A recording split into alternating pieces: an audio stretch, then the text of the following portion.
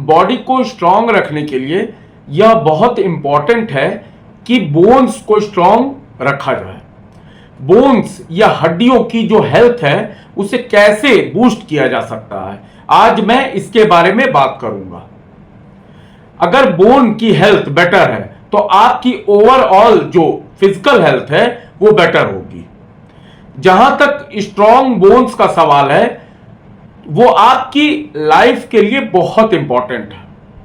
मैं doctor Shubhendra Srivastava, orthopaedic surgeon, स्वागत करता हूं अपने चैनल में। बात करते हैं, ऐसा माना जाता है कि जैसे हमारी एज बढ़ती है तो हमारी बोन्स वीक हो जाती हैं, बोन्स ब्रिटल हो जाती हैं, लेकिन यह बात टोटली सही नहीं है, 100% सही नहीं है। हमारी जो हड्डियां होती हैं वो वास्तव में वो लिविंग टिश्यू हैं। ऐसा नहीं है कि जो बोन्स है वो सूखी लकड़ी है या कोई लोहे की रॉड है। ये लिविंग टिश्यू है जो रोज बनती हैं, रोज टूटती हैं, यानी रोज रीबिल्ट होती हैं एंड रोज डिस्ट्रॉय भी होती है, because this is a living tissue. आपकी बॉडी का जो बोन मास है वो वास्तव में 20 और 30 साल की उम्र का जो पीरियड है उसमें बोन मास मैक्सिमम होती है एंड बेस्ट होती है एंड जिंदगी भर ये जो बोन की स्ट्रेंथ है वो मेंटेन रहती है। नाउ जहां तक कैल्शियम का सवाल है, कैल्शियम हड्डियों के लिए सबसे इंपॉर्टेंट है। अब यह सवाल उठता है कि क्या हमें कैल्शियम पर्याप्त मात्रा में मिलता है? तो मोस्ट ऑफ द पीपल्स में जो बोन्स की प्रॉब्लम होती है या प्रॉब्लम्स नहीं भी होती हैं, उन्हें कैल्शियम पर्याप्त मात्रा में नहीं मिलती है। कैल्शियम हमारी बोन्स को हार्ड बनाता है, डेंस बनाता है। अगर हमारी बॉडी में कैल्शियम का लेवल कम है, जो बॉडी है वो हड्डियों में से कैल्शियम निकाल लेती है एंड ब्लड में लेके आती है। अगर ऐसा होगा तो हड्डियां कमजोर होती चली जाएंगी। इससे ब्रिटल बोन डिजीज या ऑस्टियोपोरोसिस बोला जाता है। अगर आपको ऑस्टियोपोरोसिस है या ब्रिटल बोन डिजीज है तो हमेशा इस चीज का डर रहेगा कि बोन्स टूटने ना लगे या ब्रोकन बोन ना हो जाए। पता चला कि आप ऐसे बैठे, जस्ट ऐसे बैठे, ऐसे प्रेशर पड़ा, ऐसे प्रेशर दिया एंड आपकी बोन टूट गई, तो फ्रैक्चर डेवलप हो गया। तो नाउ कैल्शियम कहां से मिलेगा आपको? अगर आप अडल्ट हैं तो आपको 1200 mg कैल्शियम रोज चाहिए। जो यंग एज होती है 9 से 18 इयर्स के बीच में, अगर आप रोज 1300 mg कैल्शियम भी लेते हैं तो अच्छा रहता है। आपको कैल्शियम कहां से मिलेगा जरा ध्यान से देखिए। एक कप दही में जो आपको 300 mg कैल्शियम मिलता है, अगर आप टोफू का इस्तेमाल करते हैं तो आपको आधे कप टोफू में 200 mg कैल्शियम मिलता है। एक कप बीन में कुल 140 mg कैल्शियम मिलता है, जबकि आपको दिन भर में टोटल 1200 mg कैल्शियम चाहिए।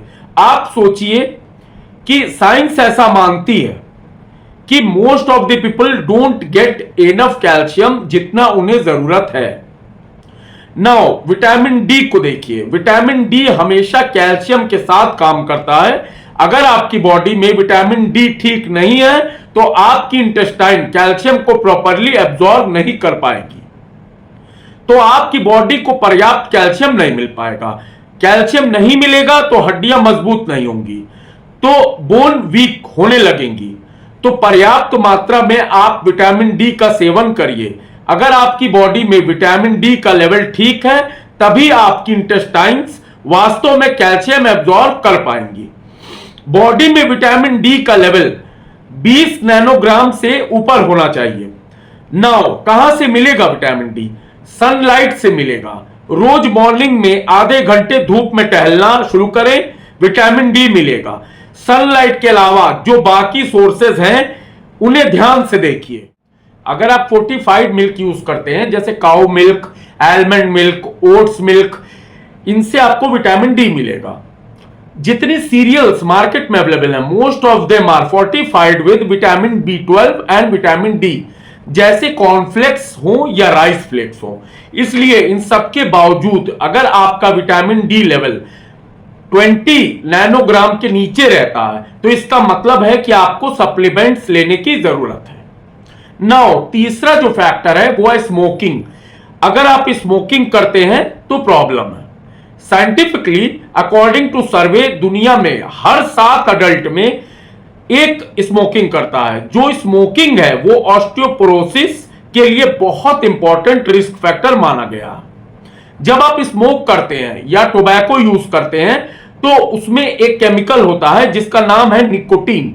ये निकोटीन वास्तव में आपकी बोन फॉर्मिंग सेल्स के प्रोडक्शन को कम करता है, बोन्स की ब्लड फ्लो को कम करता है। अगर बोन्स कमजोर होंगी तो अल्टीमेटली ऑस्टियोपोरोसिस डेवलप हो जाएगी। Now look at the added sugar, जो आप सॉफ्ट ड्रिंक्स में लेते हैं, कुकीज खाते हैं, मिठाइयां खाते हैं, जैसे jalebi, gulab jamun, etc.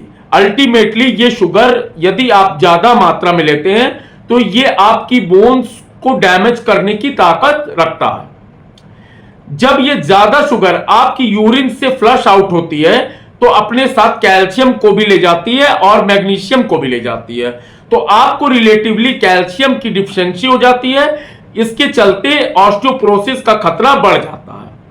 Now look at the alcohol. अगर आप अल्कोहल का ज्यादा इस्तेमाल करते हैं या रेगुलरली यूज करते हैं तो साइंस ऐसा मानती है कि अल्कोहल आपकी बोन फॉर्मिंग सेल्स, जिसको ऑस्टियोब्लास्ट कहते हैं, इनकी फंक्शनिंग को इंटरफेयर करती है। तो आपकी जो बोन्स हैं वो वल्नरेबल हो जाती हैं, अल्टीमेटली ऑस्टियोपोरोसिस डेवलप हो जाती है। Now look at the physical activity. Physical activity बहुत इंपॉर्टेंट है। अगर आप डेली एक्सरसाइज करते हैं, आपकी बॉडी रिस्पॉन्ड करती है, आपकी बोन्स स्ट्रांग होती हैं एंड आपकी बोन्स ड्यूरेबल होती हैं। नाउ जब आप रेगुलरली वर्कआउट करते हैं तो सिर्फ बोन लॉस प्रिवेंट नहीं होता बल्कि बोन फॉर्मेशन भी होता है। साइंस ऐसा मानती है कि 30 इयर्स की एज के बाद बोन लॉस शुरू हो जाता है।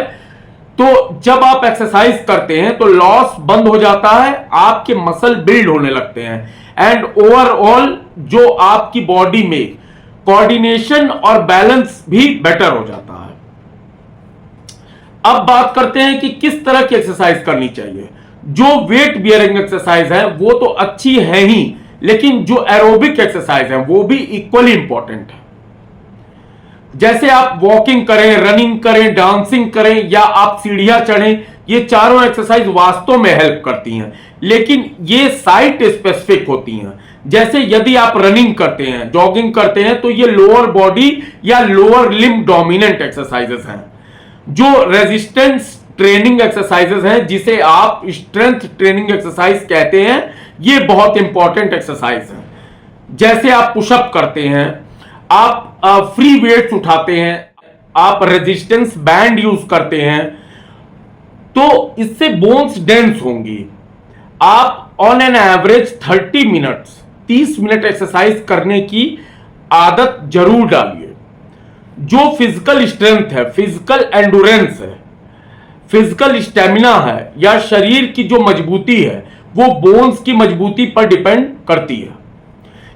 उसके लिए आपको कैल्शियम चाहिए, विटामिन डी चाहिए और बहुत सारी आदतों को बदलने की जरूरत है जो बोन्स को कमजोर करती है, चाहे वो स्मोकिंग हो, अल्कोहल हो या कोई भी ऐसी आदत हो जो बोन्स फॉर्मिंग सेल्स को डिस्ट्रॉय करती है।